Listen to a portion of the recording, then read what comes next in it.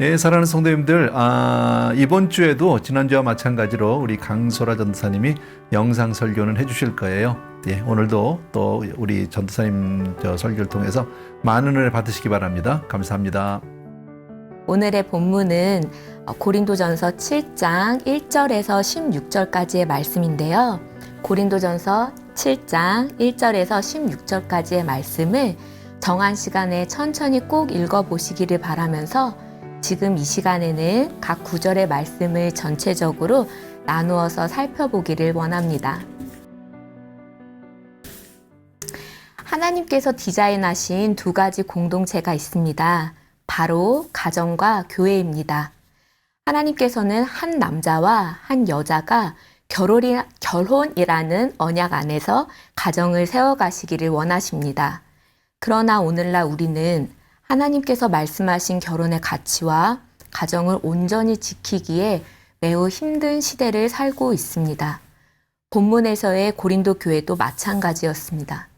저희가 이제 계속해서 본문을 고린도전서 본문을 읽으면서 많이 강조됐던 게 고린도 그 지역의 그 음란함, 그 방탕한 시대의 모습이 교회 안에서도 계속해서 일어나기 때문에 그런 음행은 이방인 중에서도 없는 것이라고까지 얘기하는 것을 전에 저희 목요일 날 함께 나누었던 말씀 중에 있었는데요.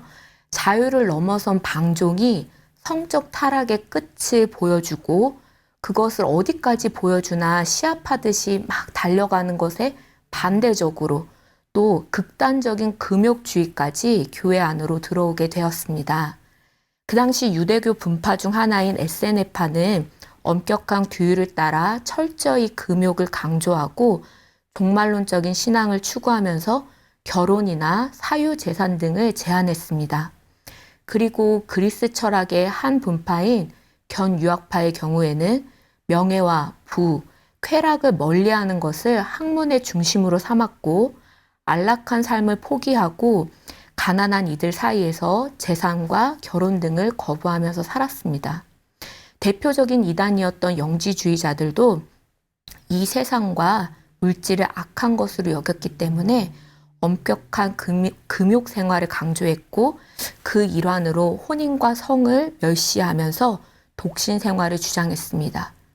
이러한 영향을 받아서인지 초대교회에서는 하나님의 일꾼으로 부름받은 사역자의 독신이 강조되기도 했습니다. 고린도교회 교인들은 결혼과 결혼 생활에 대해 사도 바울에게 이전에 자문을 구했던 것으로 보여집니다.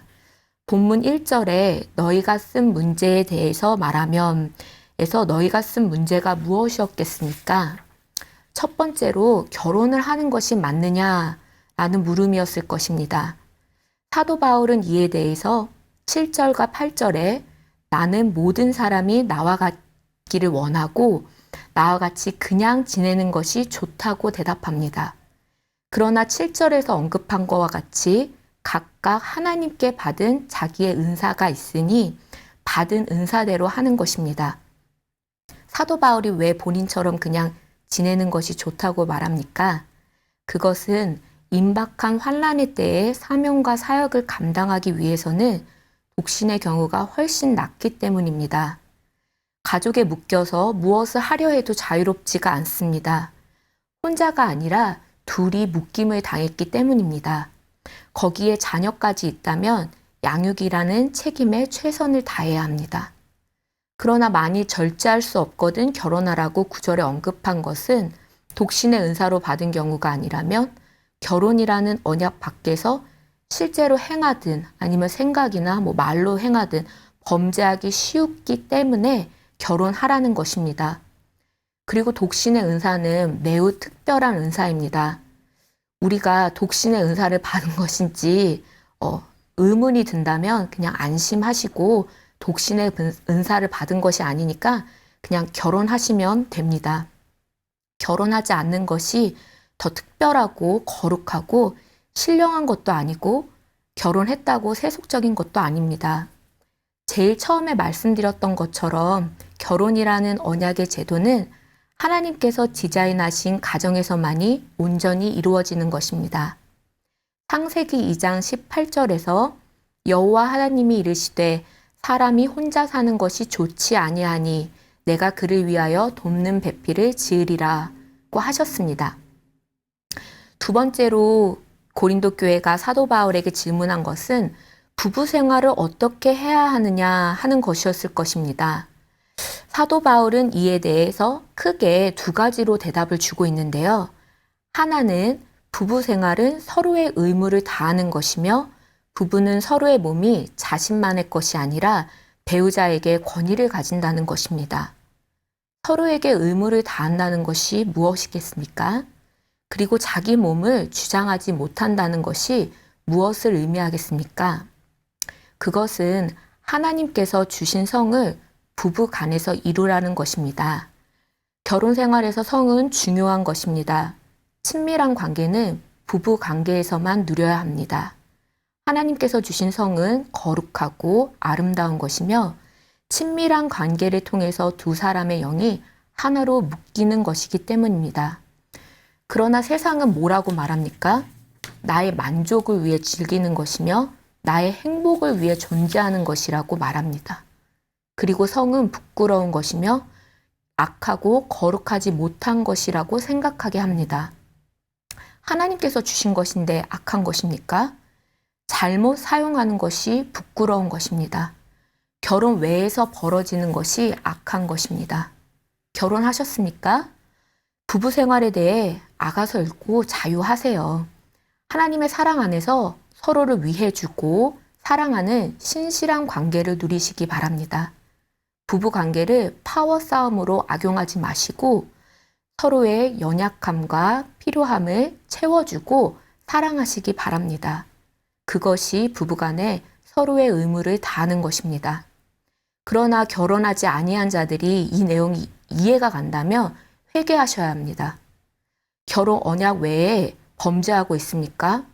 철저하게 회개하고 아무도 정죄하지 않고 스스로도 정죄하지 마시고 회개하셨으면 절대 그 길로 다시 돌아가지 마시고 철저하게 돌이키시기 바랍니다. 또한 자기 몸을 주장하지 못한다는 것은 부부가 서로의 몸에 권위를 가진다는 것으로 볼 수 있는데 이는 배우자가 원하는 것이라면 무엇이든지 다 할 수 있어야 된다는 의미가 아닙니다. 결혼 관계의 상호성을 말해주고 있는 것입니다. 즉, 자신의 이익이 아닌 상대방의 이익을 추구하며 배려하고 양보하고 사랑과 희생, 섬김의 태도를 뜻하는 것입니다. 결혼 생활을 어떻게 해야 하겠습니까?에 대한 또 다른 바울의 메시지는 결혼했으면 갈라서지 말라는 것입니다. 믿지 않는 배우자가 믿는 배우자를 통해서 거룩하게 될런지 우리가 알 수 없기 때문입니다. 그러나 이 말씀이 실질적으로 믿음으로 인해 핍박받고 있는 성도들에게 어디 쉬운 말씀이겠습니까? 믿음 안에서 가정을 세워가는 성도들도 어려운 것인데 믿지 않는 배우자와 결혼 생활에서 이게 어떻게 쉬운 말일 수 있겠습니까? 어렵죠. 그런데 우리 하나님의 말씀, 우리가 아까 창세기 2장 18절의 말씀을 읽었었는데요. 여호와 하나님께서 사람이 혼자 사는 것이 좋지 아니하니 내가 그를 위하여 돕는 배필을 지으리라 하시고 여호와 하나님께서 아담을 깊이 잠들게 하신 다음 갈빗대 하나를 취해서 여자를 만드시고 아담에게로 이끌어 오셨습니다. 하나님께서 남자와 여자를 만나게 해주시고 결혼하게 해주신 첫 번째 중매 역할을 하셨다는 것입니다. 결혼은 좋은 것입니다. 하나님께서 결혼하기를 원하시고 기뻐하시고 사람이 혼자 사는 것이 좋지 않다고 생각하신다는 것입니다.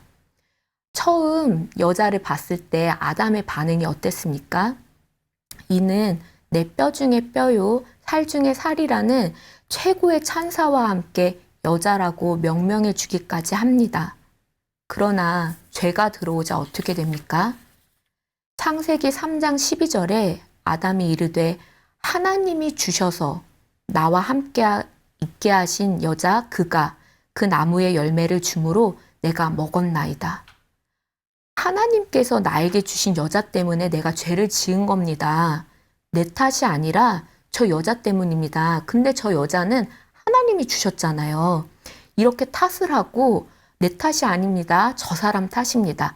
내 잘못이 아닙니다. 저 사람의 잘못입니다. 그런데 그 사람, 저 잘못을 한 저 사람은 내가 원해서 받은 게 아니라 하나님이 주신 거잖아요. 라고 이렇게 하나님을 원망하는 데까지 이르게 됩니다. 죄된 세상에서 결혼 생활이란 이런 것입니다. 나 중심의 사고방식, 내 탓이 아니라 상대방을 탓하는, 상대방을 원망하는 그것이 죄된 세상에서의 결혼 생활의 모습입니다. 근데 그뿐만 아니라 하나님을 원망하는 것까지 이르게 되는 것이 우리가 죄악된 세상에서 하나님의 은혜 없이 살아가는 결혼 생활의 모습입니다. 누가 결혼 생활에 대해 이렇게 표현하였습니다. 결혼 생활이란 한 명의 죄인을 아주 가까이에서 또 관찰하는 것이다 라고 이야기하더라고요. 세상에서 속이고 있는 결혼 생활은 핑크빛 로맨스의 설렘과 안정감과 또 경제적 풍요를 당연하게 계속해서 누려야 한다고 속이고 있습니다. 물론 있겠죠. 사랑해서 결혼했고 결혼했더니 안정감이 생기고 또 그런 편안함들이 당연히 있을 것입니다. 그러나 그게 다가 아니라는 건 결혼하신 분들이라면 다 동감하는 사실일 것입니다. 내가 이런 죄인이구나. 내가 정말 이렇게까지 최악의 모습이 나에게도 있었구나. 그것을 깨닫게 해주는 또 다른 죄인과의 동거함이 어떻게 매일 설렐 수 있겠습니까? 매일 가슴이 뛰고 정말 계속해서 그 설렘만을 있다고 한다면 그건 아픈 겁니다. 병원에 가야 해요. 부정맥일지도 모릅니다. 설렘의 순간 있을 수 있습니다. 그러나 많은 시간의 경우 하나님의 은혜 안에서 일상을 살아가고 있는 것 아닙니까? 그 안에서 하나님의 섭리를 이해하고 경험하고 하나님의 말씀으로 살아가기를 몸부림치며 선택하는 눈물의 시간, 오래 참는 인내의 시간을 살아가고 있는 것 아닙니까? 결혼은 하나님이 디자인하신 것이 맞지만 궁극적으로 우리 모두는 하나님의 주님의 신부입니다. 언젠가 우리 모두 주님을 다시 만날 때에는 신랑 되신 우리 주님과 영원히 하나님을 경배하며 살아가는 것이지 이 땅에서의 남편과 아내의 역할이 천국에서까지 있는 것은 아닙니다. 그저 내가 좀 더 주님을 사랑하는 그리스도인으로 살아가는데 결혼이라는 생활로의 부르심을 받았다고 생각하시고 오늘 하루도 각자의 삶에서 주어진 일상을 거룩하고 온전하게 살아가는 우리 모두가 되기를 기도합니다. 기도하시겠습니다.